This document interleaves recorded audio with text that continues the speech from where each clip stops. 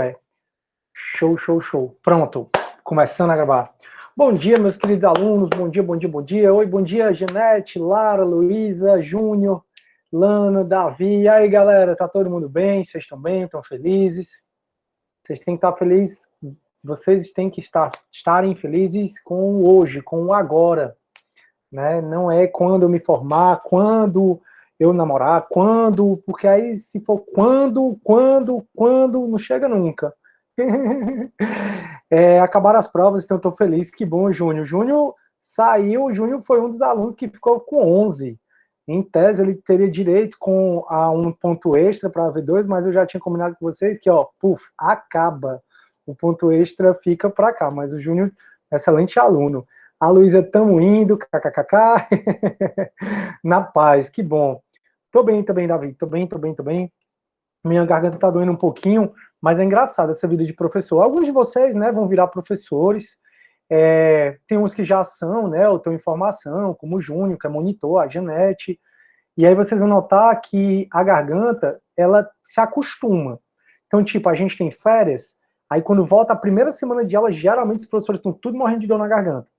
E o meu, eu achei assim, assustador, não foi nem incrível, porque eu deixei de dar aula uma semana só, que foi a semana de prova. E mesmo nessa semana de prova, eu ainda dei aula na sexta-feira à noite.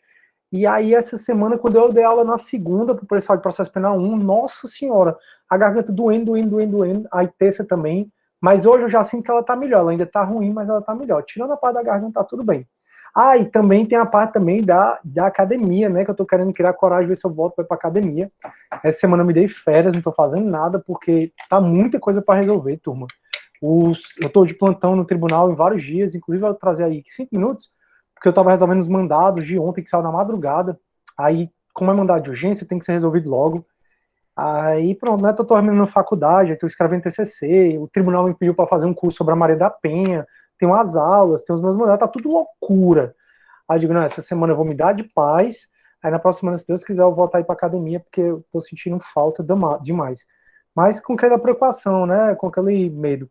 Porque eu acho, assim, que treino em casa é bom, mas não é a mesma coisa que tá na academia, entendeu? Por isso, no mais tá tudo bem. Tudo caminhando, feliz com agora e não com o amanhã. Lancei a nota de vocês, né, turma? Vocês viram.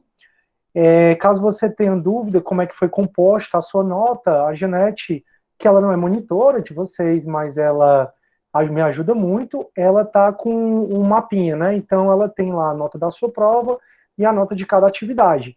Se vocês tiverem alguma dúvida, é só falar para ela confere lá, se tiver algum erro eu posso retificar. Acredito que não tem erro não, mas as notas foram lançadas ontem. Parabéns pelo empenho, né? Vocês ficaram muito bem na V1, graças a Deus. Espero que perpetue.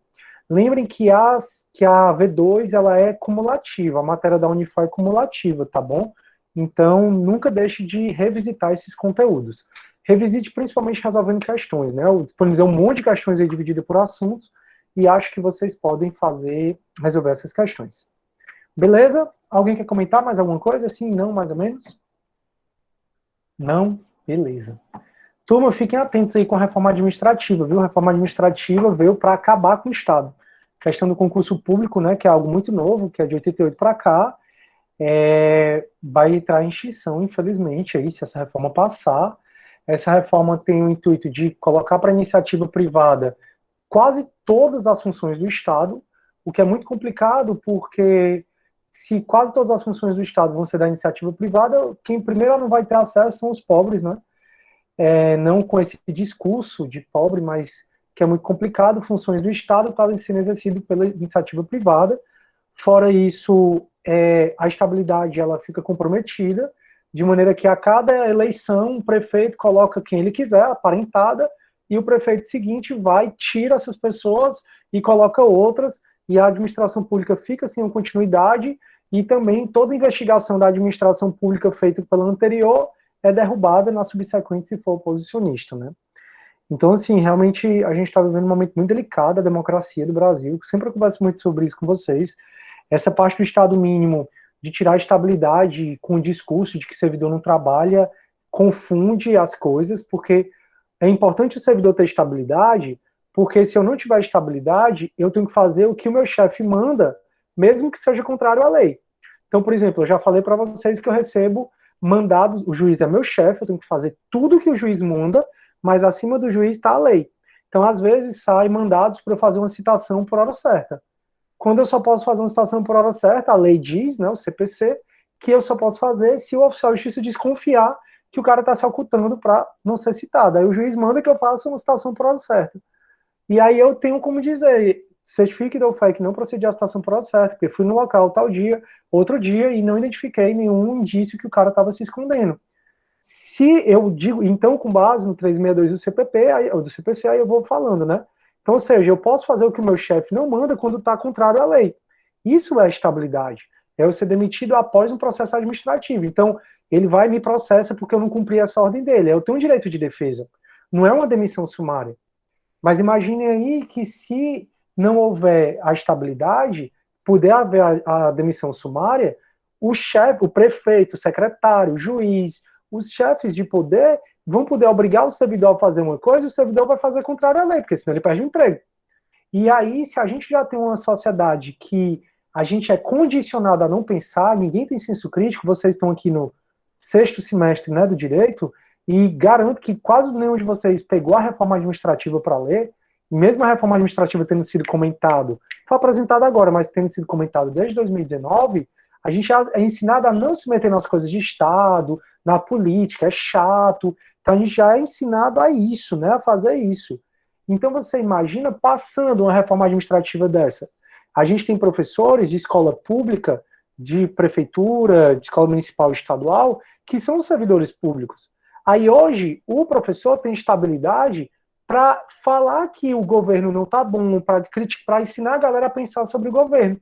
Aí imagina aí um professor de escola municipal e estadual sem estabilidade. Quando é que ele vai poder falar contra o governo? Não vai ter que mentir dizendo que o governo é maravilhoso, porque se ele não mentir dizendo que o governo é maravilhoso, ele perde o emprego.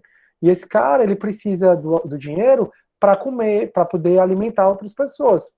E aí, como é que fica? Sem estabilidade. Então, o que se tenta confundir é estabilidade com produtividade.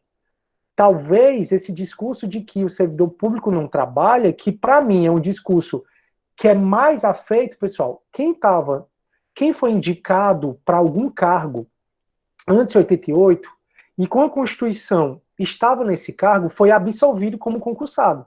Essa galera foi QI. Boa parte dessa galera, assim, uma parte dessa galera, na verdade, realmente estava lá por QI, não trabalhava, tal. Por isso que a gente tem uma visão muito deturpada dos servidores públicos.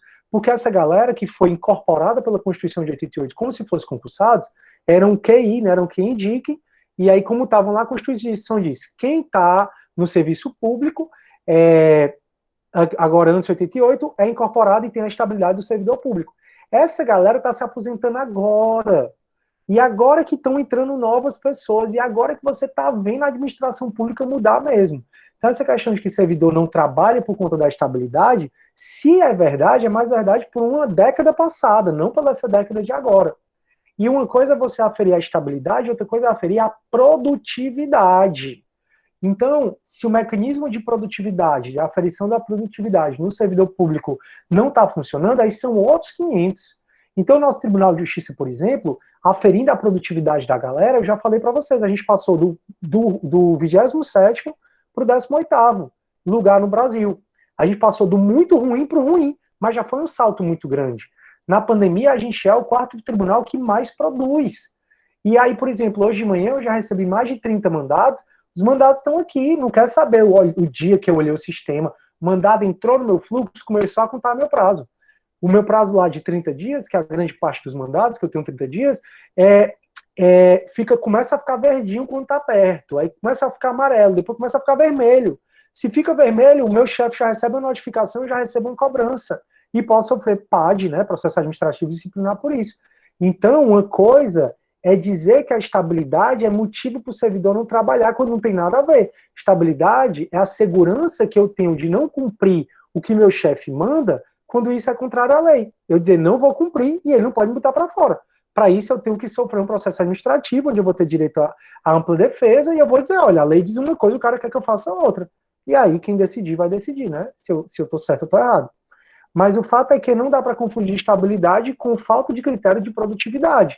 Aí, se não tem como mensurar a produtividade do servidor, aí são outros 500. Que até juiz hoje mesmo é cobrado por produtividade. CNJ foi a melhor coisa que fizeram, porque agora o juiz tem meta 1, meta 2, meta 10, meta não sei o quê. Juízes que, principalmente os mais antigos, estavam acostumados a trabalhar um turno e achavam que era aquilo mesmo, não estavam preocupados nessa questão da administração. O que eu tenho a dizer para vocês, pessoal, principalmente a minha habilitação em administração, que eu estou me formando, em administração pública, o que eu tenho que dizer para vocês é que a administração está cada vez mais moderna, eficiente.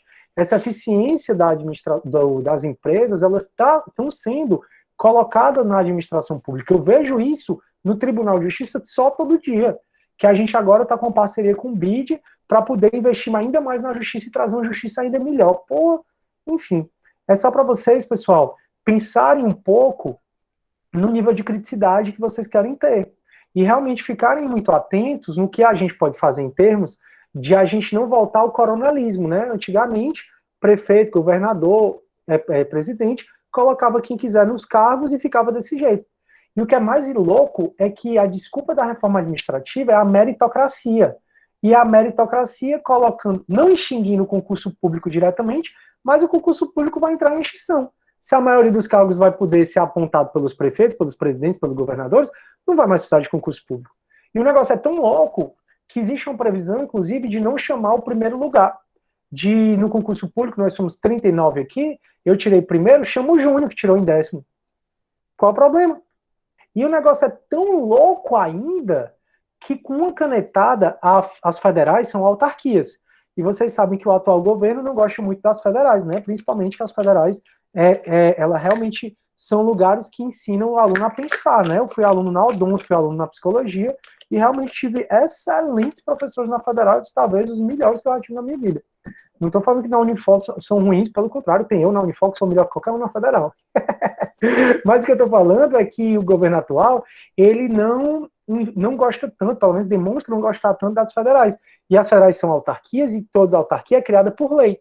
Se a reforma administrativa passar do jeito que está, com a canetada, o presidente da República acaba as federais. Não gosto mais da UFC. Acabou. E com uma canetada, o governador do estado acaba com os estaduais. Então, o ESURCA com uma canetada. E aí, cada vez mais fica o estado mínimo. Aí, se você é da teoria que o estado deve ser o estado mínimo, parabéns, essa reforma conseguiu ir além do estado mínimo. Está sendo o mínimo do mínimo. Então, tudo vai para a iniciativa privada, se vire, e o estado vai ficar com o mínimo do mínimo, quase nada. E essa é a forma que o governo está achando de diminuir os gastos públicos. Agora, tirar 2 recessos parlamentares, tirar os auxílios, tirar os salários, diminuir o número de assessores, isso aí ninguém fala, né? Atingir militar, atingir membros de poder, isso aí ninguém fala, né? Então, um deputado que recebe 50 mil para cuidar da dentadura, e isso é legítimo, isso aí ninguém fala, né? Mas extinguiu todos os cargos do Estado para poder, com desculpa de gastar os gastos públicos, diminuir os gastos públicos, né? Não, essa aí tá beleza. Mas tirar do nosso, cortar dos militares, cortar de não sei quem, não, vamos pensar nisso não. Enfim, cada um é seu cada um. Bora ver. Alan, isso não é autoritarismo? Pois é, Alan, isso aí é muito de opinião. O que eu falo aqui são sobre fatos, eu sempre tento cuidado de nunca dar minha opinião, né, sobre as coisas. Você vê que eu só falo de fatos. Eu não falei que está certo ou está errado. Ninguém me viu aqui dizendo que está certo ou está errado. Tudo que eu falo para vocês é para vocês conseguirem ter um senso crítico. Vocês criticarem as coisas. Então, se é autoritarismo ou não sei. O Vitor, bom dia. Janete, bom dia. O Júnior, todo dia eu sou monitorado. Ou monitorando. E aí, se eu não produzir, é página certa. Pronto, o Júnior está falando do núcleo de produtividade que tu trabalha, né? Pois é. E galera, essa história de servidor público. Meu pai mesmo, né? Meu pai, que é dessa geração mais antiga, a geração mais antiga, que é a que não teve esse negócio de concurso público, eles são meio contra mesmo. E aí, meu pai mesmo, que eu acho que meu pai, ele me vê como um cara muito trabalhador, sério, eu acho que eu demonstro isso para a população, né? Aí eu lá na casa de praia dele, ele me mostra tipo um meme.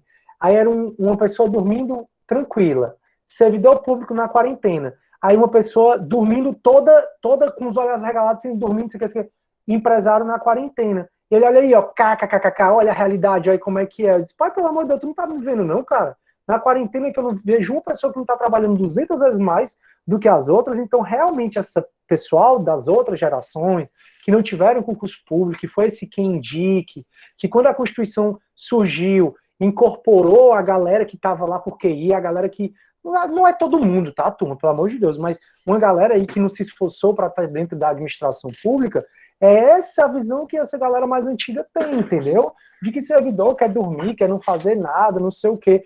Mas, galera, vocês se virarem servidores públicos, e para fins penais, por exemplo, o Júnior, que é estagiário, ele é servidor público, né? Vocês viram isso em Penal 3, artigo 327 do Código Penal, vocês viram que o servidor público é o conceito implícito, né, para fins penais. Então, para fins penais, vocês que trabalham em qualquer parte da administração pública, estagiam, ganhando dinheiro ou não, vocês são servidores públicos.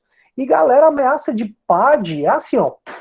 Eu, assim, o que eu vejo, o quanto os meus colegas têm. Outro dia, nós somos 18 oficiais de justiça em Calcaia. E aí, uma colega minha disse assim: Cida, tu tá pensando o quê? Eu conto aqui 8 tomam remédios controlados. Porque além da nossa atividade ser muito perigosa, a gente tem que entrar em favela, não ser legal, a gente tem que fazer despejo, afastamento do lar, tem que fazer um bocado de coisa ruim, né? Ainda a gente sofre ameaça de página o tempo todo. Então vocês acham, ah, servidor público tá lá descansado, dormindo, é o tempo todo, tá aí, o Júnior que não me deixa mentir. E o Júnior é estagiário, não diminuindo a classe do Júnior, mas assim, a cobrança... Professor, na verdade eu sou servidor mesmo, efetivo do quadro, eu sou técnico. Olha aí, parabéns, Júnior. Sabia que você era mais talentoso ainda. Olha, o Júnior tá aqui, não me deixa mentir. Então, o Júnior mesmo, que é do quadro, o Júnior mesmo que ele tá dentro, ele sabe o que é a gente tá ouvindo que não sei quem vai abrir pá de pá.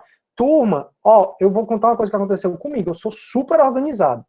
Por semestre, eu recebo quase 1.000 mandados por semestre. Inclusive, minha monografia, né, na administração, eu estou escrevendo sobre a Coman, né, que é onde eu trabalho. Aí eu tive que catalogar. A gente tem que catalogar pela GAN, né, que é a gratificação de alcance e meta. Então, eu sou um dos que mais recebem, eu recebo quase 1.000 mandados por semestre. Esse semestre vai passar de 1.000, fácil. Eu vou contar amanhã, eu tenho que informar julho, agosto, setembro. Eu vou informar esses 3 meses. Na próxima aula, me lembrem de dizer quantos mandados eu já recebi e devolvi. Então, eu recebo quase 1.000 mandados por semestre, né? 19,2, 20,1 foi quase 1.000. 970 e pouco. Aí, eu sou super organizado, então você imagina você receber 1.000 documentos que você tem que cumprir, tem que devolver. Então, a possibilidade de perder um documento é enorme. Aí eu recebo uma ligação de uma supervisora de vara desse jeito. Sidney, boa tarde. Olha, você recebeu esse mandado? Aí ele mandou pelo WhatsApp. Eu digo, não. E essa cobrança? Também não. Pois olha, já chegou esse mandado, chegou essa cobrança, o prazo era para você cumprir em 24 horas e a juíza aqui está mandando a PIPAD. Eu digo, como assim eu nem recebi? Ou seja, eu nem recebi nem o mandado, nem a cobrança, porque eu não recebo cobrança. Uma coisa que eu faço é me organizar para não receber cobrança. 100% das cobranças que eu recebi até hoje, eu vou no sistema, olho lá que eu devolvi o mandado e mando para o supervisor. Ontem eu fiz 3 vezes isso. Quando chega a cobrança, eu nem me assusto. Mas dessa vez, nem cobrança eu tinha recebido e muito menos um mandado. E a juíza estava querendo abrir PAD contra o servidor, que ela não queria saber, né, quem era, porque não entregou o mandado no prazo que ela queria. Ó a loucura! Então, se você não for muito bem da cabeça, eu acho que eu sou doido para muita coisa, né? E eu acho que essa doidice que eu sou para muita coisa, que eu sou, sei lá, muito irreverente, eu brinco, eu fresco, eu falo, todo mundo, acho que isso me faz ter tranquilidade. Mas uma amiga minha, ela falou assim, dos 18 eu conto 8 que tomam um remédio controlado, e olha os que a gente não sabe. E realmente, pessoal, não é fácil, porque, o servidor público é tudo assim, não vou... Talvez, eu acho que nem você sendo juiz hoje, você pode ficar nessa tranquilidade toda, que é um dos cargos de máximo poder, exatamente porque tem as metas do CNJ. Então, assim, não peguem essa cabeça da geração que acha que concurso público e estabilidade é tudo para vagabundo, não. Agora, concordo que cada vez mais deve se aferir a produtividade do servidor público. Os oficiais de justiça, por exemplo, a minha produtividade tem que ser, por semestre, 95%. Então, dos mandados que eu recebi, no semestre, começando julho a dezembro e janeiro a junho, eu tenho que ter cumprido 95%. A margem que eu tenho de não cumprir é 5%. Só que tem mandados que eu recebo no final de junho. Aí então eu já tenho que contar que no final de junho eu vou receber mandados que não vai dar para eu ter cumprido esses mandados no final de junho, eu já tenho contado nesses 5%, esses mandados que eu estou recebendo em junho, porque não vai dar tempo de eu cumprir nesses 5%. Olha a loucura que é isso, pessoal. Então, assim, realmente, eu acho que muita coisa precisa ser repensada, e principalmente a forma como essa reforma administrativa tem sido imposta. E, Júnior, essa lenda de dizer que não atinge servidor, atinge. Qualquer gratificação, qualquer benefício, as gratificações vão ser extintas, a minha gratificação de indenização de transporte, por exemplo, e qualquer gratificação que venha para frente vai valer para todo mundo, atinge todo mundo, não tem isso não. Enfim. Aí o Júnior tá falando, né? Então o Júnior falou, né? Todo santo dia eu sou monitorado, eu também, Júnior, tamo junto. E aí, se eu não produzir, é página certa. E fora as cobranças do meu gestor, dos juízes. Júnior vive, parece que vive a minha realidade, né? Pra tu ver. Tamo junto, cara. Aí o Júnior, graças a Deus, existe a estabilidade. Se não fosse isso, infelizmente, teria que baixar a cabeça para muita coisa errada. Olha aí quem tá na prática, para vocês verem que não sou só eu falando. Retirar essa garantia seria retorno às velhas práticas do patrimonialismo, do coronelismo. Exatamente, Júnior. Perfeito, cara, é isso mesmo. Qual a sua opinião, Cine, em relação à possível transição entre as universidades federais e particulares, como é observado nos museus? Sou bem dividido em relação ao tema. Vitor, a questão toda, cara, é a gente assegurar a vaga para a população pobre, cara. A questão toda é que a gente tem um ensino de qualidade, um ensino fundamental e médio podre, muito ruim, que não dá para as pessoas irem para fazer com que o cara concorra numa vaga na federal como aluno de escola particular.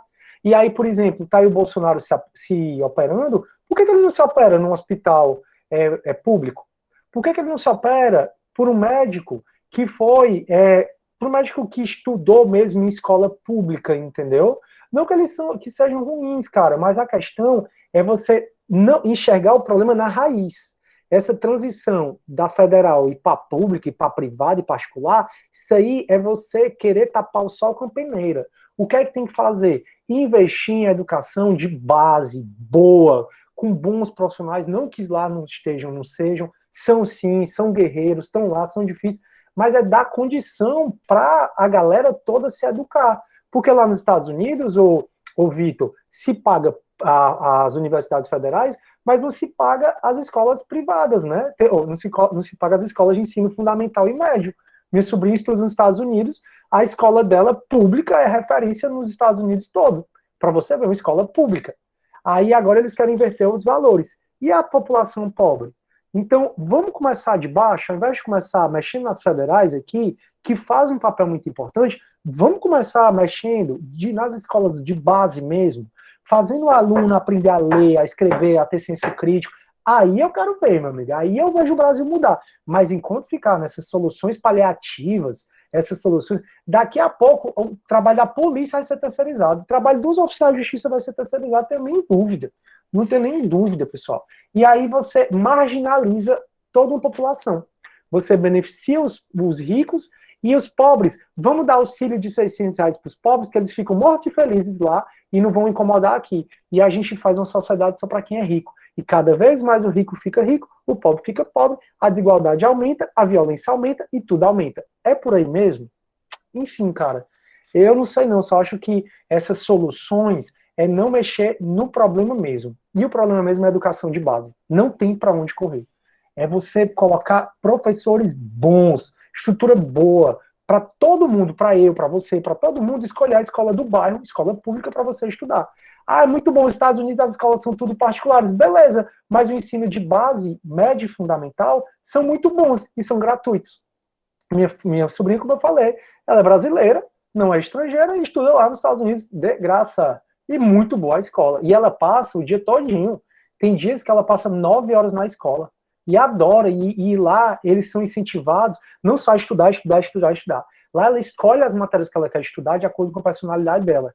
Só que tu, Vitor, tu, Júnior, todo mundo que está aqui, a gente foi obrigado a seguir um grade curricular que cada vez mais tirou a nossa criatividade, cada vez mais não respeitou quem você é, as suas habilidades e fez assim, Vitor, tu gosta de desenhar, escrever? Pois tu esquece tudo isso, desenhar, dançar, isso tu gosta de fazer, e agora tu vai só trabalhar o lado racional, e um lado racional mesmo para repetir o que eu estou dizendo no vestibular, porque senão tu não passa. Não é bom dessa forma? Então pensa, ô Vitor, o que é que um aluno dos Estados Unidos tem que fazer para entrar numa escola, numa faculdade? Ele tem que só fazer vestibular? Não. O cara, se ele fez trabalho voluntário, isso conta. Se ele ajuda, se ele fala outras línguas, isso conta. Se ele é esportista, isso conta. Lá, a diversidade... Eu sou uma pessoa cheia de talentos e cheia de defeitos. O Júnior tem outros talentos e outros defeitos. O Vitor tem outros talentos e outros defeitos. Eu vejo que nos Estados Unidos é muito mais respeitado. Minha sobrinha, por exemplo, está fazendo uma disciplina que ela gosta de psicologia, outra de dança, outra de arte. Ou seja, minha sobrinha não está fazendo... Se ela quiser, ela nem matemática ela faz. Que ela conversou comigo um dia desse sobre isso. Tu teve que te empurrar um monte de coisa e tudo que o teu professor falou, tu nunca foi ensinado a questionar o que o teu professor falou. Se o teu professor, se eu aqui falar um monte de coisa errada, eu duvido quem é que vai questionar quem é que está falando errado. Sabe por quê? Porque foram ensinados, ó, vou te vomitar conteúdo. O meu professor do terceiro ano vomitava conteúdo de vocês também, e eu não tinha nem tempo de pensar naquele conteúdo, para eu chegar no vestibular, marcar lá o que é que o governo quer que eu marque, já que o Enem quem faz é o governo, porque será, né? Então, já para marcar o que é que o governo quer que eu marque, para exatamente eu não ter senso crítico. Exatamente alunos do direito não saber nem do que é que trata da reforma administrativa. Tá dando para entender, turma, onde eu tô querendo chegar? Então não dá para a gente ir lá falar das federais.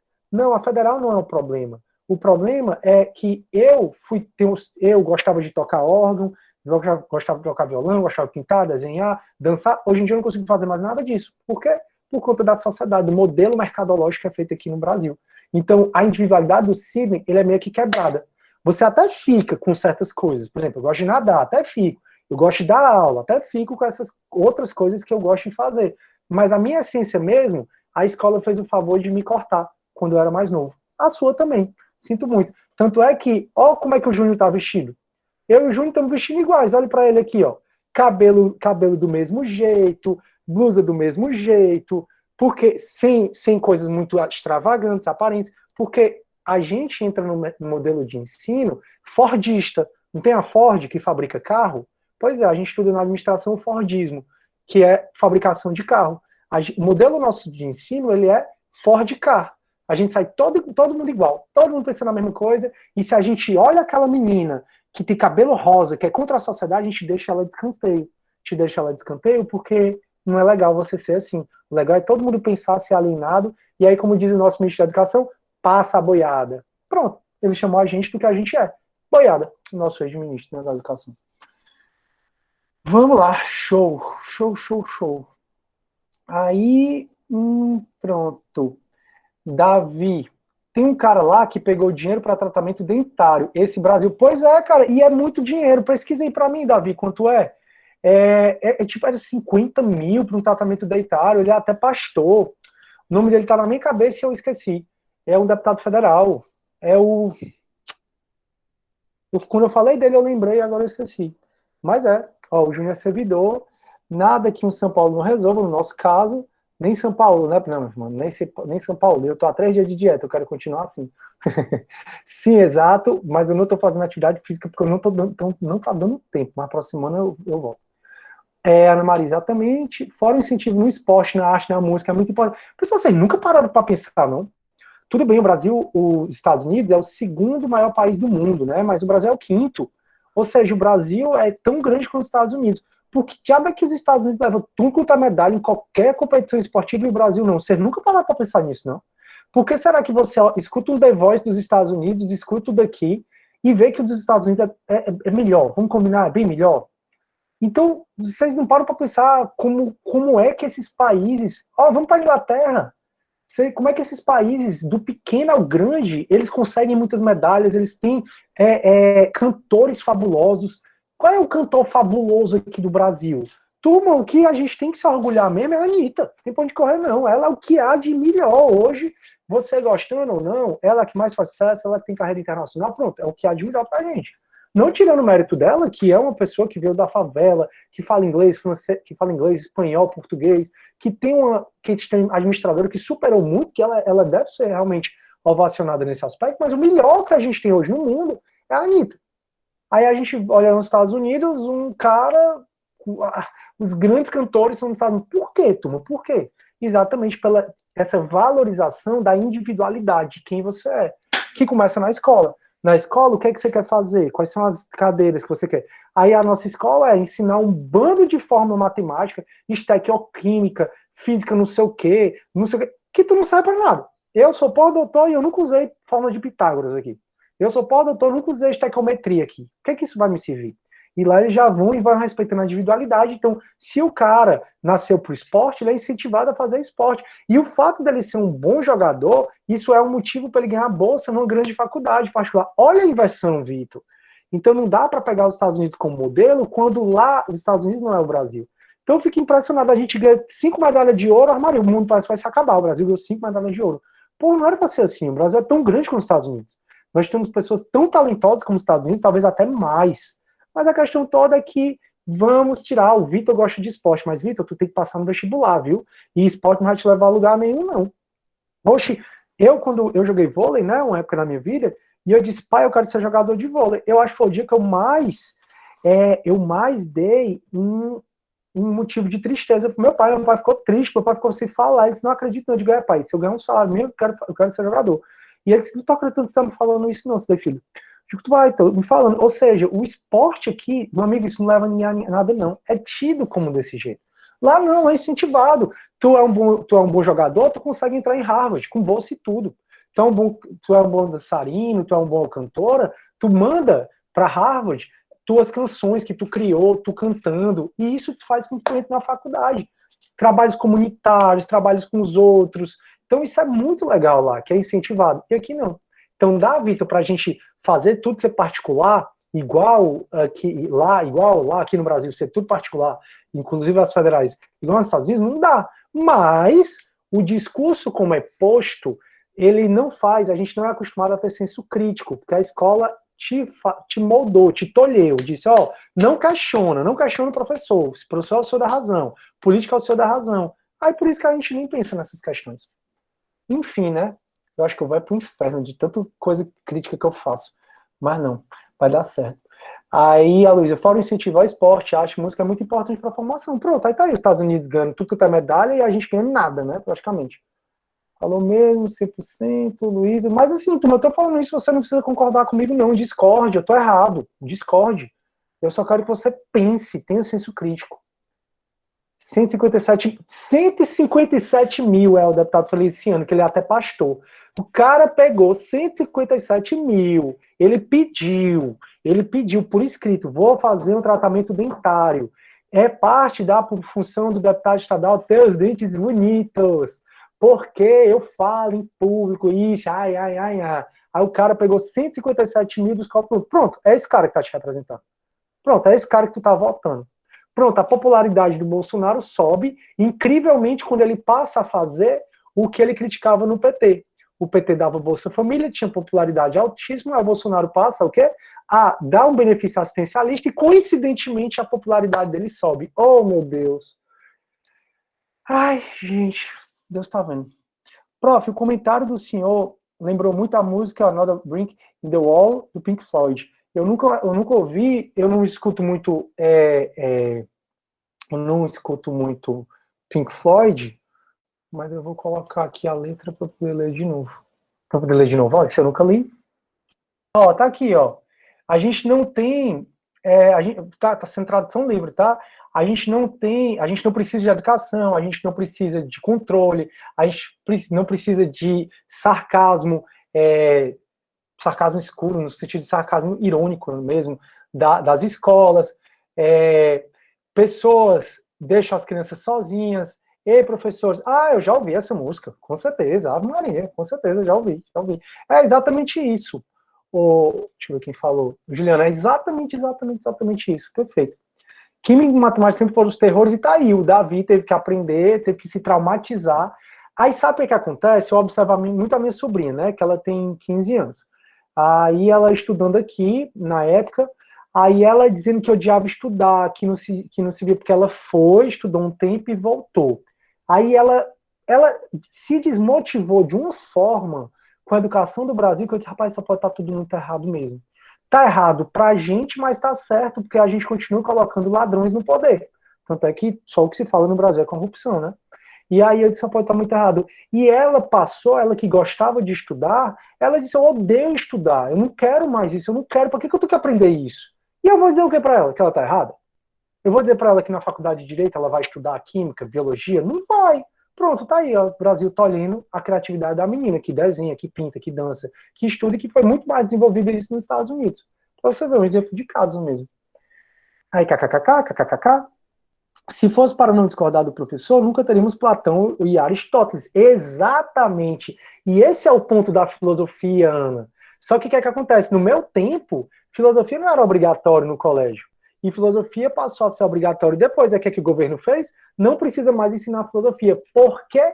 Porque há 7 séculos antes de Cristo, que foi quando surgiu a filosofia, os filósofos, como Platão, no século V antes de Cristo, ele criou uma academia, exatamente porque a Academia de Atenas, por isso que vocês são acadêmicos de direito, a ponta de Platão, e aí ele criou uma academia exatamente porque, para os filósofos, a academia, a filosofia se faz discutindo, se faz questionando, e aí se a gente tira a filosofia das escolas, a gente tira a oportunidade do aluno ter senso crítico. Turma, eu falei para vocês, né, a Unifola me puxou para o primeiro semestre, né, filosofia. Desde 2017 eu dou disciplina de filosofia.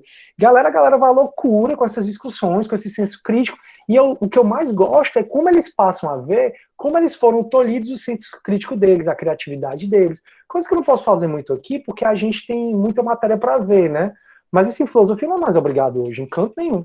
E a filosofia, ela existe, essas academias de Atenas, o Liceu lá de Aristóteles, eram cantos onde os discípulos eram ensinados, eles eram estimulados a discordar do mestre.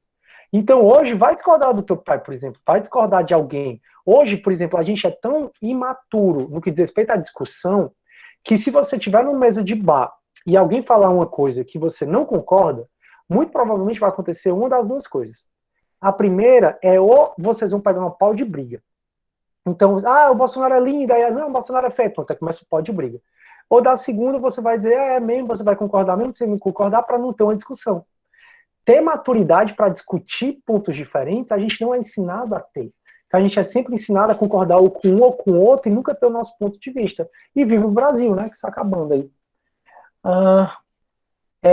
Tem que ser igual Glee, o colégio.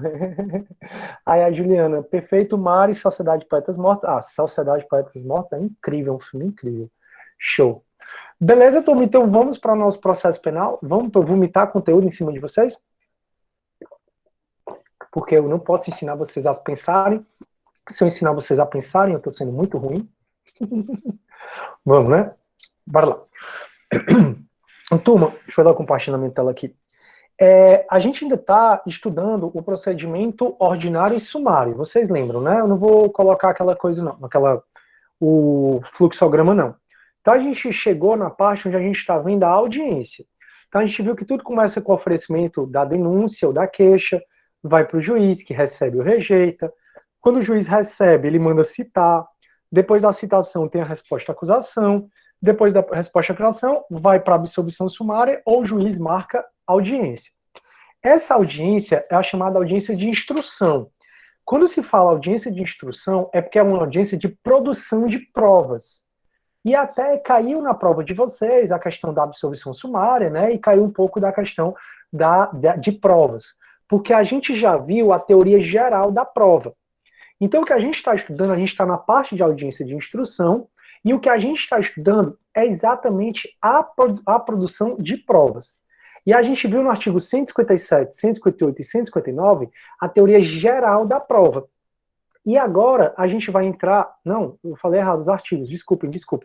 A gente viu no artigo 156, 157, 55, 6 e 7. 155, 156 e 157. Então, nesses 3 artigos, 155, 156 e 157, a gente viu a teoria geral da prova. O que é prova ilícita, o sistema acusatório, o que é elemento de informação, o que é prova. A gente viu que o juiz pode produzir provas de ofício. Esses 3 artigos são mega importantes. 155, 156 e 157. E a partir do 158, a gente passa a falar das provas em espécie. Lembrem que aqui no Brasil vigora o princípio da livre produção de provas, que muito embora o artigo 158 vai falar de perícia, muito embora o código fala de perícia, de prova testemunhal, de oitiva da vítima, de acariação, muito embora o código fale desses tipos de prova, o código não fala de outros tipos de prova. Mas esses outros tipos de prova podem ser utilizados, podem ser produzidos, mesmo que, desde que ilícito. Então, por exemplo, você quer fazer uma maquete. O Código de Processo Penal não fala nada sobre maquete, mas para você é importante fazer uma maquete para provar o crime. Você pode fazer uma maquete. Então, aqui no Brasil, vigora a livre produção de provas. O que é que isso significa? Que o código prevê provas nominadas e que você pode fazer essas provas nominadas, mas você pode também fazer as provas inominadas. O que são provas inominadas? Provas inominadas são provas que podem ser utilizadas, mas que o CPP não traz. Então, o CPP não traz essas provas inominadas. O CPP só traz as provas nominadas. Mas ainda assim, você pode produzir qualquer dessas provas. Eu até falei para vocês que no julgamento do Tribunal do Júri, o Ministério Público pegou a foto do cadáver e botou por cima um papel transparente com a perícia, bem grande, para mostrar que a perícia estava falsa. Nesse caso, ele utilizou um papel celofane, um papel transparente, e o Código de Processo Penal não fala nada de papel celofane, e ele pode utilizar. Então, aqui no Brasil, vigora a livre produção de provas. Você pode produzir as provas nominadas, que é o que a gente vai estudar agora. Então, hoje, pessoal, a partir do artigo 158 do CPP, que a gente vai falar de perícia, né?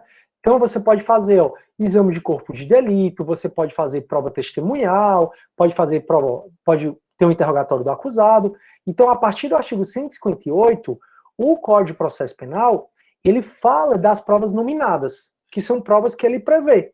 Mas é o que a gente vai conversar agora, mas aqui no Brasil você pode produzir essas provas e pode produzir também outras provas.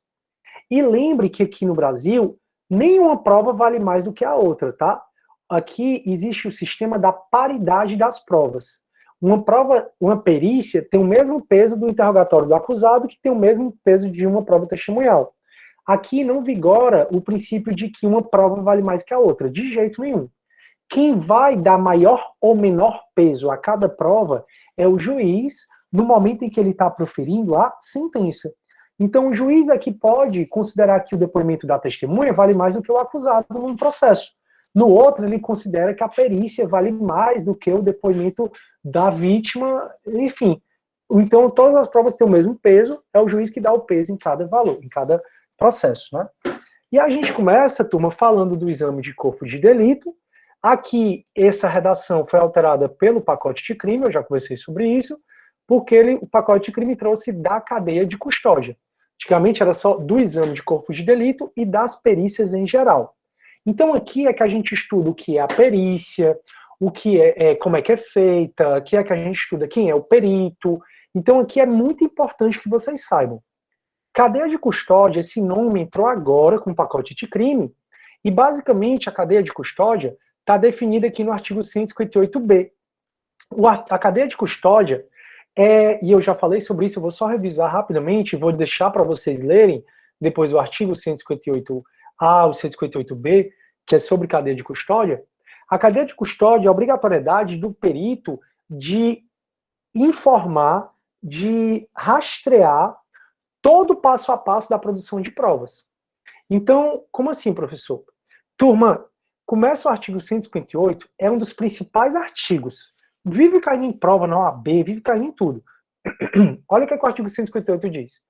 Quando a infração deixar vestígios, será indispensável o exame de corpo de delito.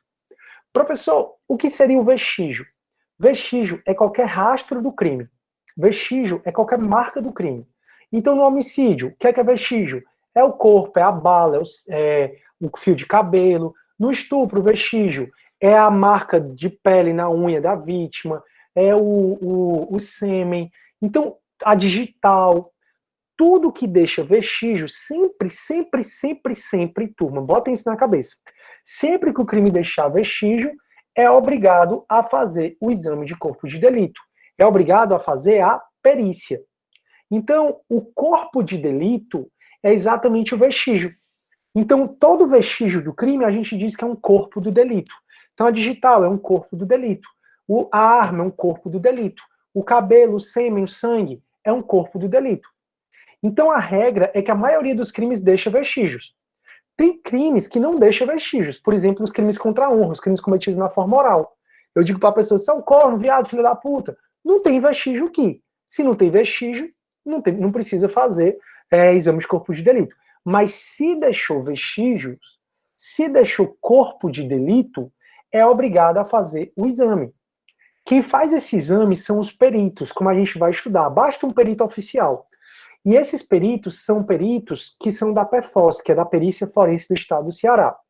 Para vocês entenderem um pouco melhor, lembra desse processo que eu mostrei para vocês? Esse processo, pessoal, é o caso do casal que estava chegando em casa. Deixa eu ver aqui. Vocês vão lembrar dele. Deixa eu botar aqui que fica mais fácil para mim. Turma, esse processo eu mostrei para vocês, que é o cara que chegou Tinha um casal chegando em casa, e aí chegou um cara com a arma, roubou os celulares, tirou o carro, tirou a pessoa do carro, entrou no carro e saiu com o carro da galera. Pegou o celular do casal, pegou o carro do casal e saiu. Isso criminoso, né? Que é esse Lincoln Rafael. Aí o casal entrou no carro do amigo, foi atrás do carro deles, acharam a viatura da polícia, informaram para a polícia prendeu o cara lá em Messejana. Não, lá no Eusébio. O crime foi em Messejana e prendeu o cara lá no Eusébio. E aí o cara jogou a arma no chão e a polícia apreendeu. Então veja, foi um roubo com arma. A arma é um vestígio. Se ele tiver disparado, a cápsula é um vestígio. A pólvora é um vestígio. Tem que fazer exame de corpo de delito. E vocês viram em penal 2 que o roubo só é qualificado pelo uso de arma se a arma tiver aptidão para disparar. Então, se o crime deixa vestígios, é obrigatório fazer o exame de corpo de delito. Acho que isso está bem claro. Inclusive, o próprio Código de Processo Penal, quando ele fala das nulidades, no artigo 564, ele vai falar que é nulo o processo que deixou vestígio e não teve o exame de corpo de delito. Olha aqui, ó. Artigo 564, a nulidade ocorrerá nos seguintes casos. Inciso 3º, por falta do seguinte. A linha B, por falta do exame de corpo de delito nos crimes em que deixam vestígio. Olha como é sério. Então, toda vida que o crime acontece, que tem vestígio, tem que fazer exame de corpo de delito. Se não for feito o exame de corpo de delito, o processo é nulo. Tem que fazer o exame de corpo de delito. Tá dando para entender? Acho que sim. Aí, nesse caso, turma, houve prisão em flagrante, né? Então tá aqui a denúncia, houve prisão em flagrante. Eu já expliquei para vocês no semestre passado que todo flagrante inicia um inquérito policial, então tá aqui o inquérito. Aí tá aqui, ó, auto de prisão em flagrante, porque ele iniciou o inquérito. O auto de prisão em flagrante a gente já estudou no semestre passado, que no auto de prisão em flagrante, o delegado ele vai ouvir o condutor, lembram disso? Ó, oitiva do condutor. Depois a oitiva das testemunhas, aqui ainda é a oitiva do condutor. Depois a oitiva das testemunhas. Aí o condutor recebe um recibo de entrega de preso. Lembra que a gente falou isso? Que aí ele está liberado. Depois do recibo de entrega de preso, aí vai ouvir as testemunhas, que geralmente são os policiais militares, né? Que eles andam em 3, um é o condutor, 2 são as testemunhas. Aí tem o depoimento das testemunhas. Aí aqui teve depoimento da testemunha e tal, mais testemunha. Teve depoimento da vítima. Até falei para vocês que o CPP não prevê a oitiva da vítima. Contudo, o delegado geralmente escuta. E aí, depois da oitiva da vítima, teve a outra vítima, né? Teve o marido, depois teve a esposa, que foi ouvida aqui como vítima. E aí, turma, tem um boletim de ocorrência do marido e da esposa que fizeram, né? Dizendo que foram assaltados, contando a historinha. E aí, finalmente, depois que escuta todo mundo, quem é que é escutado? O próprio interrogado. Depois que o delegado, então, escuta o condutor, as testemunhas, a vítima e o indiciado, aí ele ratifica ou não a voz de prisão em flagrante dada. Então, o policial deu voz de prisão para o cara no Eusébio. Esse cara foi levado para a delegacia. O delegado escuta todo mundo e vê se ratifica ou não a voz de prisão em flagrante. O delegado pode liberar o cara, já estudamos sobre isso, a tal da liberdade provisória, né? Confiança ou sem fiança. Ou o delegado pode ratificar a voz de prisão em flagrante. Só que ele vai fazer isso depois que ele ouve todo mundo, né? Como a gente já explicou sobre isso. Aí, turma, foi concluído o inquérito policial com tudo, e o inquérito policial, após a conclusão, tem prazo, né? Chega no Ministério Público e o Ministério Público ofereceu a denúncia. Então, o Ministério Público leu o inquérito policial e formou a opinião delicti. Tudo isso é matéria do semestre passado. Então, o Ministério Público recebeu o inquérito policial e ele tem prazo, né, de 5 ou 15 dias para formar a opinião delicti. Nesse caso, a promotora de justiça achou que no inquérito estava suficiente para ela denunciar esse Lincoln Rafael, e ela denunciou e colocou o inquérito acostado, né? Que o inquérito é tudo isso que a gente está falando. Aqui a nota de culpa, a gente já estudou isso também, beleza. Aí, olha o que aconteceu no meio do processo, porque enquanto isso, a perícia vai sendo feita, né? Então, enquanto a perícia não é feita, na verdade, a perícia ela chegou até na delegacia. Deixa eu ver aqui, foi antes ou foi depois da delegacia, que agora eu não lembro. Não, foi depois, ó. O que aconteceu? A promotora de justiça, ela processou, né, o Lincoln Rafael, caiu o inquérito para a primeira vara criminal de Fortaleza, e a promotora de justiça, ela recebeu, no caso, esse aqui é o recebimento do inquérito. Foi recebido o inquérito policial e a promotora de justiça processou o cara. Quando a promotora de justiça processou o cara, depois houve aqui a citação. Ó. Aí a promotora de justiça vai, recebe o inquérito, do jeito que eu falei para vocês, vai para o judiciário, do judiciário vai para o Ministério Público vai e processa, como a gente já conversou, e aí o cara é citado. Está aqui o mandado de citação. Ó. Nesse caso, ele estava preso. Na audiência de custódia, o juiz converteu a prisão em flagrante dele em prisão preventiva. Aí sai um mandado de citação, que é o que a gente mais tem cumprido em plantão, né? Que eu falei para vocês da dificuldade que está sendo. Dizendo para ele se defender disso. Ó. Isso aqui é um mandado de citação. Ó. Manda o oficial de justiça, citar o réu, brasileiro, tal, em 10 dias para responder a citação. Lembrem que preso sempre tem que ser citado pessoalmente. Aí veio o oficial de justiça e disse que compareceu e que citou o cara, vixe, o nome dele tá aparecendo, e que citou o cara do presente mandado e ele assinou a fé, né? Então ele assinou bem aqui, ó. Tá aqui tá aqui o nome dele de novo, Vala Minaciano. Não tem problema porque o processo é público, tá? Tu não só pensa nos familiares dele, que eu fosse meu familiar, eu não queria que estivesse mostrando. E nós somos aqui, é igual o médico mostrando o prontuário de um paciente para os alunos de medicina. Aqui é o professor mostrando um processo para os alunos de direito, nada mais natural que isso. Só que o que é que acontece, turma? Acontece que durante o processo, a perícia ela tem prazo, geralmente o prazo da perícia são 30 dias, tá? Aí durante o processo, chegou a perícia, ó. Então, o perito que fez a perícia, né, esse crime deixou vestígio. Qual foi o vestígio que esse crime deixou? A arma lá, pelo menos a arma. Mas tem o carro, tem os celulares, que tudo isso são vestígios do crime. E aí o perito tem o prazo de 30 dias para fazer essa perícia, e aí quando ele concluiu a perícia, ele viu que ele olhou no sistema onde é que estava o inquérito.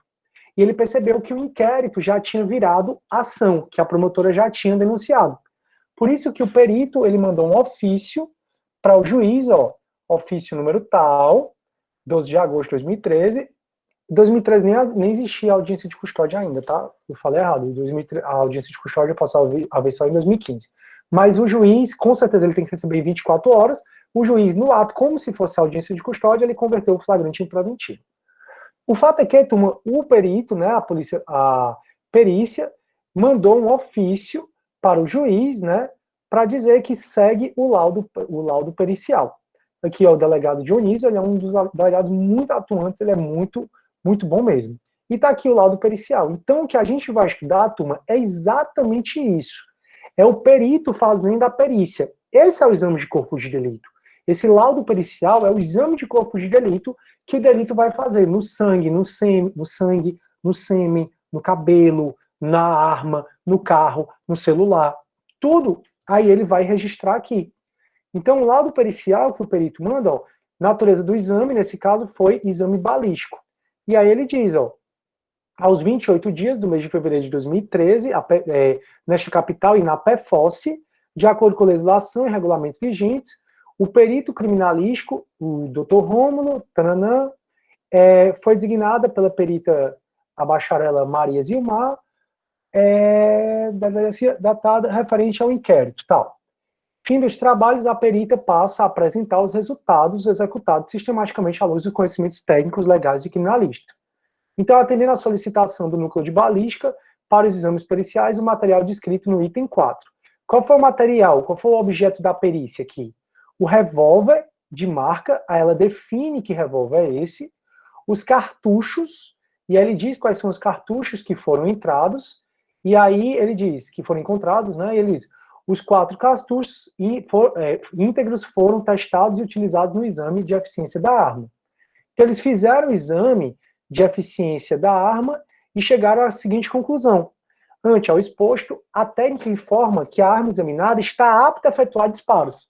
Então, se a arma está apta a efetuar disparos, o juiz já pode condenar o cara por roubo qualificado pelo emprego de arma. Se ela tivesse concluído aqui que a arma era de brinquedo, que a arma não poderia disparar, aí nesse caso seria roubo simples. Mas ela colocou, ó, ante ao exposto, a técnica informa que a arma examinada está apta a efetuar disparos, podendo ser utilizada com eficiência até mesmo ofender a integridade física de alguém. Nada mais havendo a lavrar, foi encerrado o laudo. Então é isso, turma, essa parte aqui, ó, que a gente está estudando. É exatamente essa parte aqui da perícia que a gente vai estudando. Como se faz a perícia? E eu não sei se vocês lembram, no próprio PENA 1, eu disse assim, galera, quando o cara é preso em flagrante, leva para a delegacia, né? Aí faz o auto de prisão em flagrante, e aí eu disse, ó, ao final, entrega para o preso a nota de culpa, lembram? Eu até disse assim, a nota de culpa ele tem que assinar, mas geralmente ele não assina, porque nota de culpa parece que ele está confessando, e ele não quer assinar. Aí eu disse, e entrega para o preso, além da nota de culpa, leva o preso para a PFOS para fazer a perícia. Então, todo preso em flagrante, ele é levado para a PFOS para fazer a perícia. Ele recebe um guia e é levado para a PFOS. A vítima de um estupro é levado para a PFOS para fazer a perícia. A gente vai ver aqui, e o professor de Penal 2 com certeza falou para vocês, dos tipos de lesão corporal. Vocês sabem que tem a lesão corporal leve, a lesão corporal grave, a gravíssima. A lesão vai ser leve do artigo 129 do Código Penal, tá? A lesão vai ser leve quando ela não for nem grave e nem gravíssima. Então a lesão vai ser leve quando ela não for nem grave nem gravíssima. Mas olha o que aqui diz a lesão grave, turma. A lesão grave vai ser se resulta incapacidade para as ocupações habituais por mais de 30 dias. Então, se o Júnior me dá um soco agora, e eu vou na delegacia fazer a notícia crimes contra o Júnior, dar representação contra o Júnior, a gente já viu que lesão corporal, se for leve, é condicionada à representação, então o Júnior me dá um murro, aí eu tenho que ir na delegacia fazer a notícia crimes, né, dar representação também. E aí, quando eu vou na delegacia e faço um BO, dizendo que eu levei um murro de alguém, imediatamente a delegacia me dá uma guia para eu comparecer à PFOS e fazer a perícia. Ali vai ser feita a primeira perícia. 30 dias depois, eu vou ter que voltar para a PFOS para fazer uma nova perícia. Para o perito dizer se por conta da lesão que o Júnior me deu, eu fiquei incapacitado pelas minhas ocupações habituais por mais de 30 dias.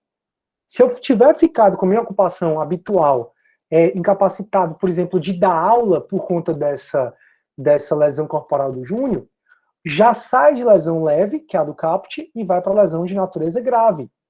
Então a perícia, pessoal, o trabalho da perícia é super importante e acontece muito, eles são muito demandados. Todo preso tem que fazer perícia, toda vítima tem que fazer perícia. Se deixou qualquer vestígio, seja em você, seja vestígio na pessoa, seja vestígio externo, tem que fazer exame de corpo de delito. Se não fizer, qual é a consequência? Vocês já sabem, a nulidade. Sobrou pro Júnior. Mas pelo menos eu botei, Júnior, tu me batendo, né? Eu não botei, pelo menos, Júnior, eu te batendo. Eu acho que fica melhor assim. Galera, vocês estão aí, né? Porque o Júnior ficou parado agora, eu achei que tinha pedido a conexão. Show, turma. Então, o que a gente está estudando agora é o exame de corpo de delito. Deixou vestígio, tem que fazer o exame de corpo de delito. E aí, o código, né? Eu estou no artigo 158 ainda, o código vai falar o seguinte: quando a infração deixar vestígio, será indispensável, ó, sob pena de nulidade, o exame de corpo de delito, direto e indireto.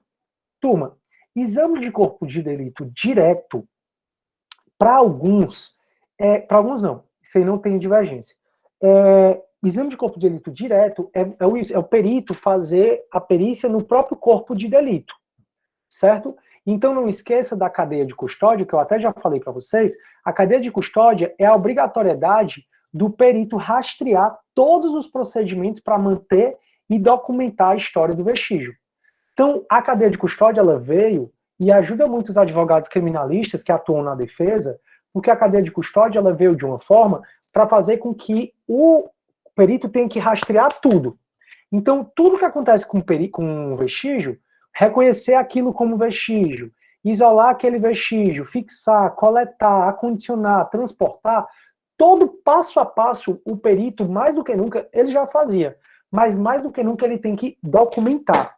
Se ele não documentar um passo desse histórico do vestígio, aquela prova é nula, aquela prova pericial é nula. Então foi muito bom isso para os advogados criminalistas, né? Essa da cadeia de custódia. Mas o fato é que, quando a gente fala em exame de corpo de delito direto, é o feito no próprio vestígio. Só que existe o exame de corpo de delito indireto, que para a maioria é o exame feito através de outro instrumento. Então, o exame de corpo de delito indireto seria ele atestar coisas relacionadas à arma, não na arma diretamente, mas sim por meio de uma foto. Seria ele atestar coisas relacionadas ao crime, não diretamente, mas por meio de uma prova testemunhal. Então, o exame de corpo de delito indireto seria mais nesse sentido. E aí, o que mais cobre, pessoal, que preste atenção agora, esse artigo é mega importante. Então, quando a infração deixar vestígios, será indispensável o exame de corpo de delito direto, indireto, não podendo supri-lo a confissão do acusado. O que eu vou falar agora pode parecer meio estranho para vocês, mas prestem atenção. A gente é regido pela presunção de inocência, isso a gente já conversou muito, principalmente em processo penal 1. Você deve ser tratado como inocente e você não precisa provar a sua inocência. Então imagina aí que eu estou num processo criminal e eu confesso, juiz, fui eu mesmo. Precisa nem fazer exame de corpo de delito. O juiz tem que mandar fazer o exame de corpo de delito. Porque só com a confissão não se pode condenar ninguém. Confissão sozinha não condena ninguém. De maneira que, preste atenção, foi feita a perícia. Aí, beleza. Aí tem prova testemunhal, dizendo que foi eu que cometi. E tem a minha confissão. Então, num processo, tem a minha confissão, tem prova testemunhal dizendo que fui eu, e tem a perícia dizendo que tem a perícia dizendo que a arma realmente matou. Pronto. A perícia quebrou a cadeia de custódia, aí o juiz diz que é ilícita, tira. A testemunha, ela vira, eu faço a contradita, e a testemunha, ela vira um falso testemunho, ou a testemunha vira uma testemunha parcial. O juiz tira. Se ficar no processo tão somente a confissão do acusado, o juiz nunca pode condenar ninguém com base na confissão. Então não adianta o marido matar a esposa e dizer assim, não precisa nem fazer o exame de corpo de delito, não precisa nem fazer a perícia, porque foi eu que matei. O código está dizendo, quando a infração deixar vestígios, será indispensável o exame de corpo de delito, direto ou indireto, não podendo supri-lo a confissão do acusado. Vai ter que ter a perícia, o que não precisa sempre é abrir o corpo. Aí eu vou já chegar nessa parte de abrir o corpo. Turma, aí você pode me perguntar, professor, entendi. Se a infração deixa vestígios, é indispensável exame de corpo de delito. E não pode suprir a confissão do acusado. Beleza. Mas e se os peritos desaparecerem? Se os vestígios desaparecerem? Se é, por exemplo, o crime de estupro. No crime de estupro, a vítima de um estupro, que pode ser homem ou mulher, pessoal, se alguém for estuprado, na grande maioria das vezes, essa pessoa vai para casa, fica 2 horas debaixo do chuveiro, limpando qualquer rastro do estuprador naquela pessoa. Aí, como é que faz? Aí, se os vestígios desaparecem, vai ser suprido pela prova testemunhal, que é o que diz o artigo 67. Mas eu chego já lá para explicar isso para vocês. Antes da gente falar do que vai acontecer quando o perito desaparece, é bom vocês saberem dessa inovação de 2008, tá? Que os peritos têm que dar prioridade para fazer exames de corpo de delito, para fazer essa perícia, né, quando se tratar violência doméstica e familiar contra a mulher, ou violência doméstica e familiar contra vulnerável, né? E quem são os vulneráveis? Criança, adolescente, idoso ou pessoa com deficiência. Então, segue uma prioridade de tramitação os exames de corpo de delito que envolvam esse tipo de crime de violência contra vulnerável. Beleza. Bora agora, pessoal, para o artigo 167. E o artigo 167, ele vai falar exatamente o que acontece, o que deve acontecer quando se desaparecem os vestígios. Então, o artigo 167, ele vai falar assim, ó, não sendo possível o exame de corpo de delito porque os vestígios desapareceram, a prova testemunhal suprir-lhe-á a falta. E aí é o grande problema do crime de estupro, turma. Porque o estupro geralmente acontece entre quatro paredes. E a vítima do estupro geralmente se lava todinha e os vestígios desaparecem. E como o estupro acontece entre quatro paredes, não tem prova testemunhal na maioria das vezes. E aí, como é que condena o estuprador? Tá dando para entender como é grave esse problema do estupro? Como é grave porque não tem muito como provar? E lembre da presunção de inocência, que você tem que ser tratado como inocente, você não precisa provar a sua inocência. Mas, se no estupro a pessoa tirou tudo, tudo que tinha, se lavou, tirou tudo que tinha do estuprador e desapareceu os vestígios, quem vai suprir é a prova testemunhal. Se o crime aconteceu, eu mantive em cativeiro aqui na minha casa, como tem sido descoberto aqui até aqui mesmo em Fortaleza, né? Pessoas, isso foi ano passado, se não me engano, uma menina, sei lá, passou bem uns 9 anos em cativeiro. Aí eu libertei a menina. E aí depois essa menina denuncia. E não tem mais vestígio em canto nenhum, só vai suprir a prova testemunhal. As provas costumam muito cobrar assim, ó. Não sendo possível o exame de corpo de delito, por haverem desaparecido os vestígios, a confissão do acusado suprirá a falta. Não supre. A confissão do acusado não supre falta nenhuma. O que supre a falta do exame de corpo de delito, porque os vestígios desapareceram, é a prova testemunhal. Tudo bem, pessoal, até aí? Sim, não, mais ou menos. O Júnior está dizendo assim, ó. Desculpe, pessoal, esse pigarro é porque a minha garganta está doendo, tá? Desculpe aí. O Júnior, lendo a doutrina de Alípio Júnior, ele traz a seguinte passagem: a prova pericial é uma espécie de prova testemunhal, na medida em que o perito diz sobre o objeto observado sobre as mesmas bases epistêmicas de uma testemunha diz sobre a situação. Não entendi o porquê dessa afirmação. É simples. Ele está dizendo assim, o perito, ele está falando o que ele acha sobre a arma ou sobre o vestígio, assim como qualquer testemunha está falando o que ele acha sobre o crime em si. Eu não concordo. Sabe por que eu não concordo? Porque tu não tem formação, Júnior, para ser testemunha. Ou tu tem? Porque eu nunca tive formação para ser testemunha. Já um perito, galera, é um cara que estudou aquilo, que sabe as técnicas, o procedimento. Então eu não concordo muito com essa passagem dele, não. Mas o que ele está te falando muito é isso, é que o perito, ele fala o que ele acha da arma, assim como a testemunha fala o que ela acha do crime. Beleza, tá tudo tranquilo, né? Show de bola, show de bola. E aí eu vou até mostrar para vocês agora esses arquivos, o artigo referente ao crime de lesão corporal. Ó. Em caso de lesão corporal, se o primeiro exame pericial for incompleto, faz-se um exame complementar por determinação da autoridade policial judiciária.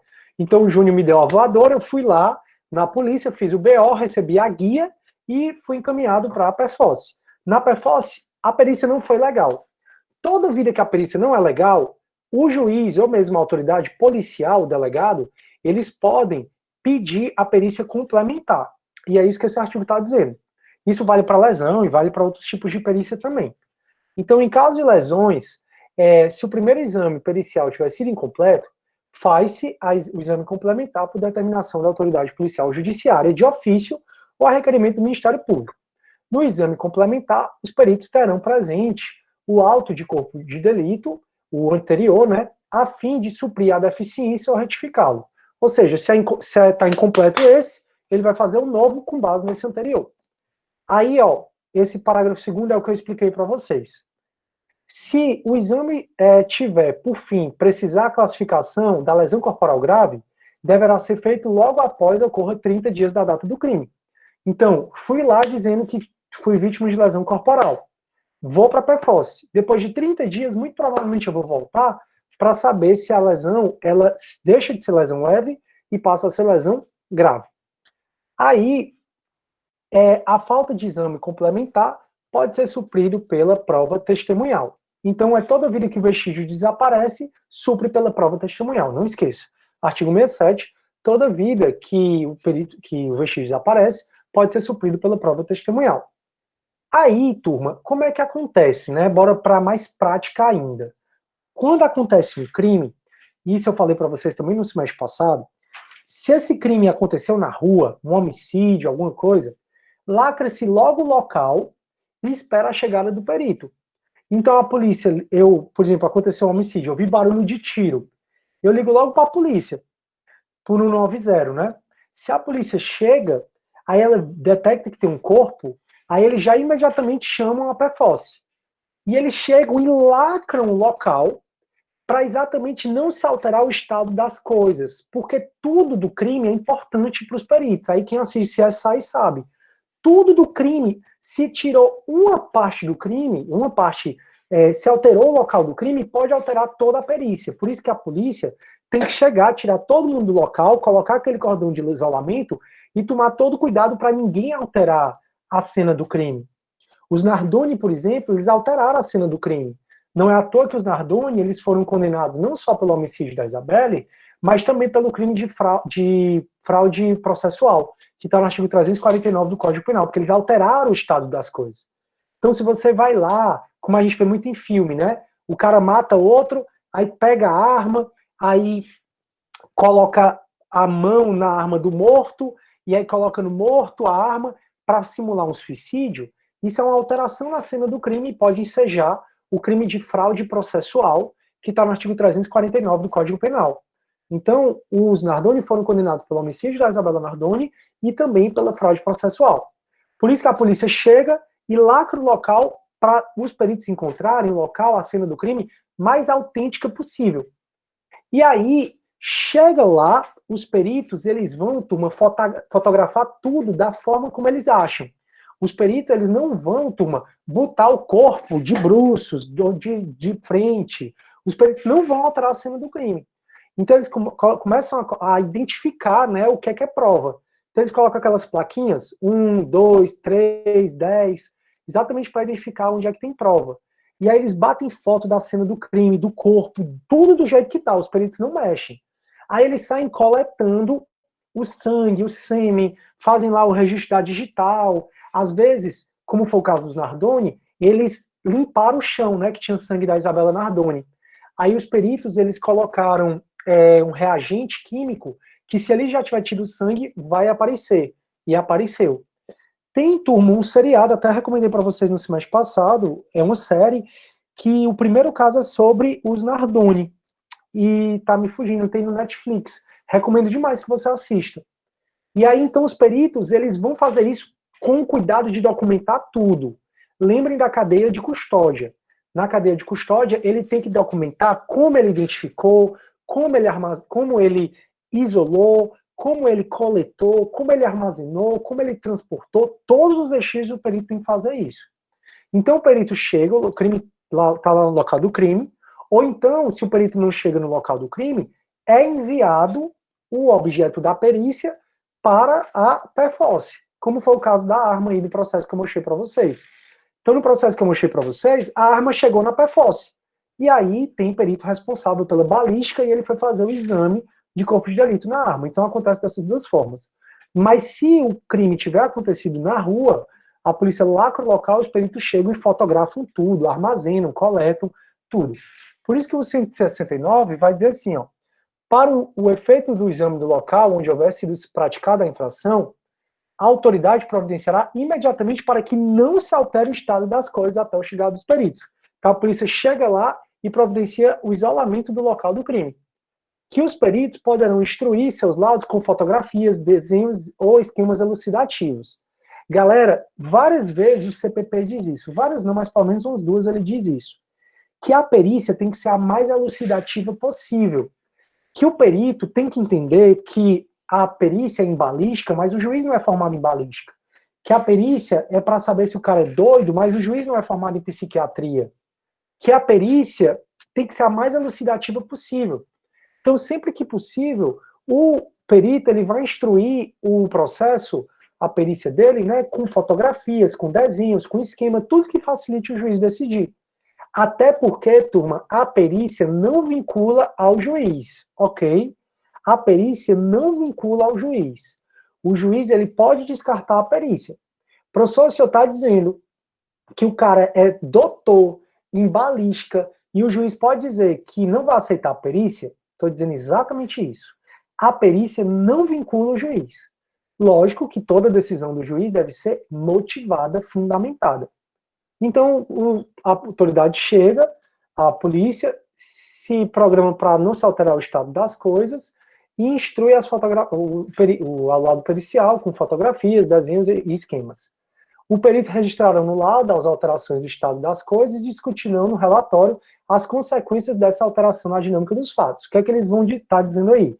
Que se houver alteração do estado das coisas, como foi o caso dos Nardoni, os peritos têm que colocar que a alteração foi essa e discutir se essa alteração influenciou ou não na cena do crime. E aí, todo o material que os peritos guardam vai ter que ficar lá na perícia. Eu até um dia perguntei ao professor Vitor Hugo, o grande Vitor Hugo, né, professor de medicina legal, ele é incrível, que professor incrível. Sou louco pelo Vitor Hugo, e ele nem sabe disso, eu acho, mas eu tenho uma admiração incrível por ele.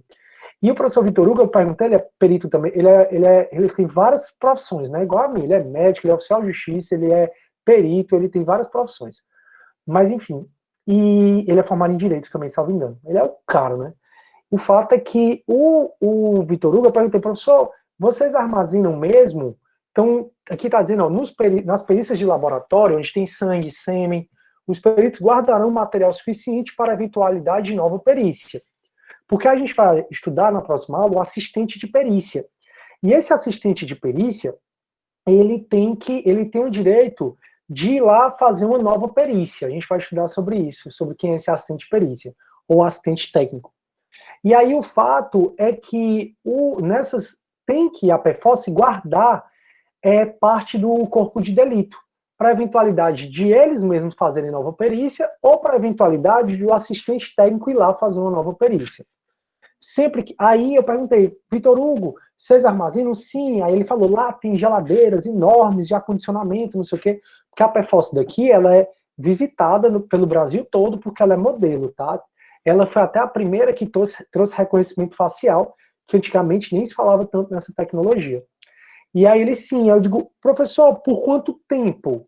E aí ele cita, nem o Código de Processo Penal fala, né, eu já sabia, e nem não tem norma que fale quanto tempo. Mas a gente tem espaço, então se tem espaço, a gente está lá guardando. Achei interessantíssimo isso. Tem outro professor, que ele é da medicina, que é o Dr. Ivon.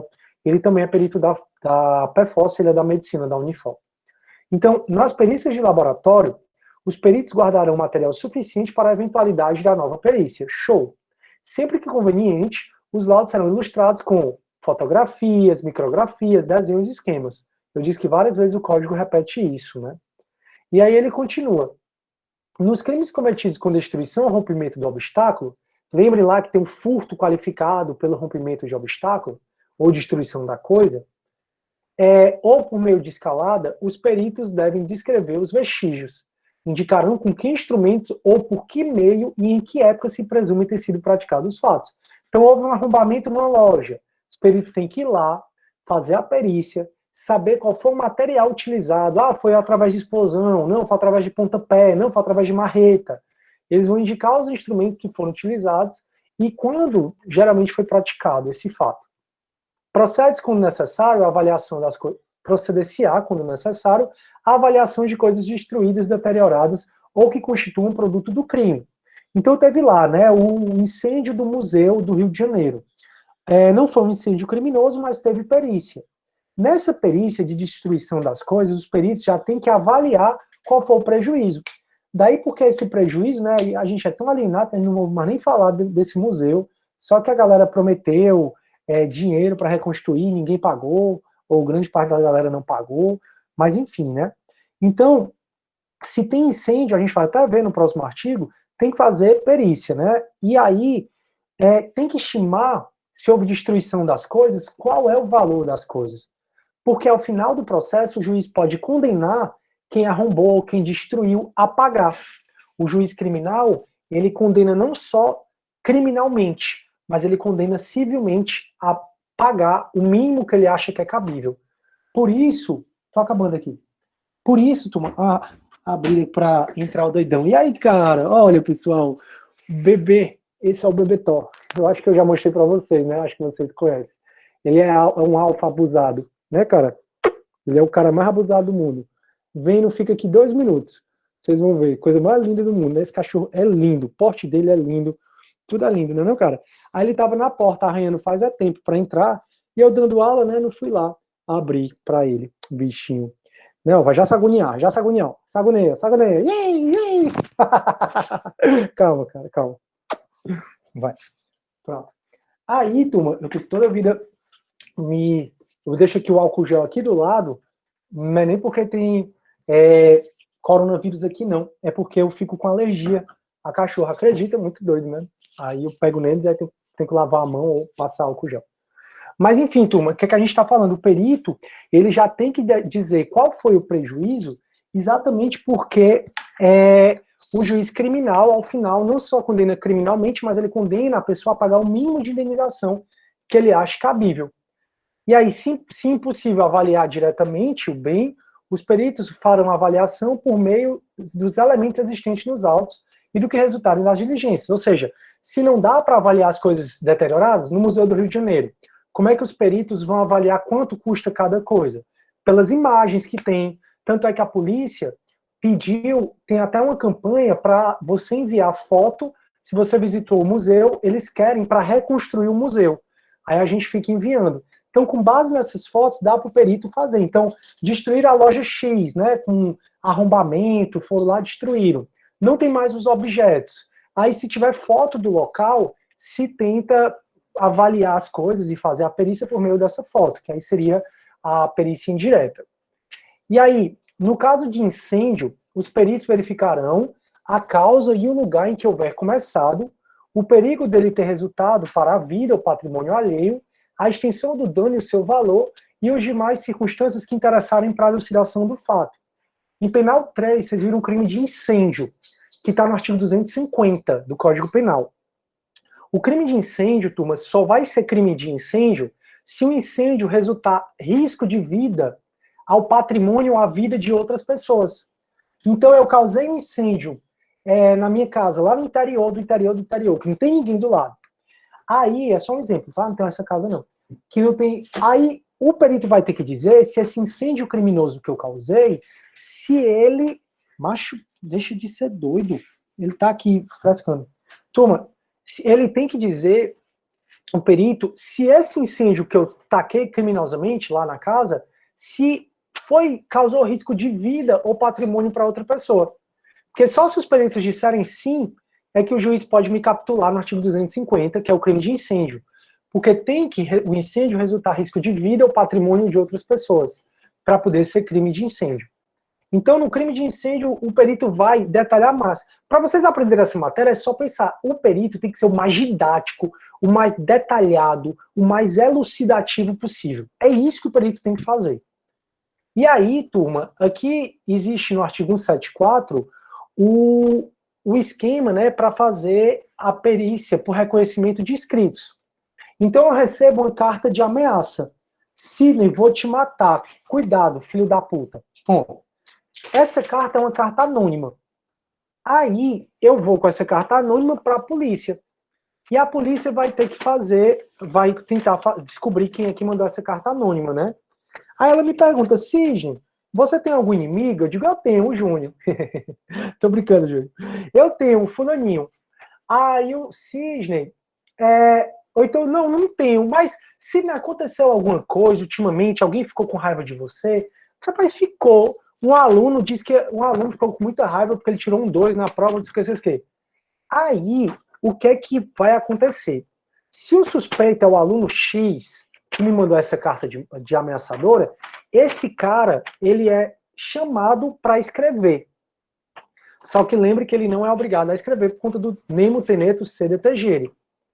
Aí chama o cara, diz, ó, você está sendo suspeito aqui, escreva aqui para mim. Aí manda a carta ameaçadora e também o que ele escreveu para a perícia ela identificar se quem escreveu é a mesma pessoa, os dois documentos, né? Mas esse cara pode se recusar. Se esse cara se recusar, aí o que é que tem que fazer? Tem que pedir à administração pública algo que tenha certeza que foi esse cara que escreveu.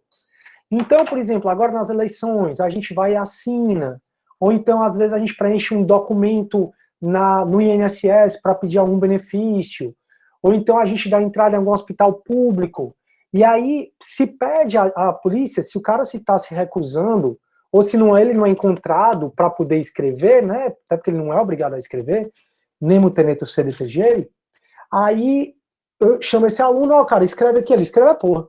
Tá bom, pois então manda ofício para o TRE, para as repartições públicas, para saber se tem alguma coisa que esse cara tem escrito, que com toda certeza vai ser dele. Achou, manda para a perícia compara. Não achou nada. Aí pode-se pedir uma busca e apreensão de algo, de um caderno dele, de um documento da casa dele, que, sem sombra de dúvida, tenha sido ele que tenha sido escrito. E é isso que o 174 fala sobre o reconhecimento de escritos, né? Que é essa perícia de você comparar quem escreveu uma coisa com outra. Então, no exame para o reconhecimento de escritos, por comparação de letra, observar-se é o seguinte: a pessoa, o suspeito, né, será intimado para o ato se for encontrado, mas ele não é obrigado a escrever. Então, esse meu aluno, que eu acho que foi ele que mandou a carta ameaçadora, ele foi intimado, ele foi até a delegacia, mas ele não quis escrever. Zero problema. Ele está no direito dele. Para a comparação, pode-se vir quaisquer documentos que a dita pessoa reconhecer que é dela, ou a própria justiça já reconhecer que é do próprio, que é dele, ou sobre a autenticidade não há dúvida, que é essa história de mandar para a administração pública o ofício. Que aí tem aqui, ó, a autoridade, quando necessário, requisitará para o exame os documentos que existirem em arquivos ou estabelecimentos públicos, ou nestes realizará diligências se não puderem ser retirados. Ou seja, ah, não, o cara escreveu aqui no INSS, mas eu não tenho como mandar a cópia, não. Aí a perícia vai até lá para poder fazer essa comparação. Agora, se não houver escritos para comparação ou for insuficiente os exibidos, a autoridade mandará que a pessoa escreva o que lhe foi ditado, mas isso aqui não é obrigado. Se ausente a pessoa, mas foi em lugar certo, essa diligência poderá ser feita por precatória, em que se consignarão as palavras da pessoa. Mas ele não é obrigado a escrever, tá? Ele não é obrigado a escrever. Então, intima o cara para ele escrever, não quis, pede a repartição pública, ou então pergunta a ele, cara, o que é que tu reconhece aqui que é teu? Não quis, entra com busca e apreensão e tenta buscar um documento que com certeza foi ele que escreveu para poder comparar, fazer essa perícia. Deu para entender, turma? Eita, fecha. Deu para entender, turma, até aí? Como faz a voz? Aí são outros 500. Turma, eu vou precisar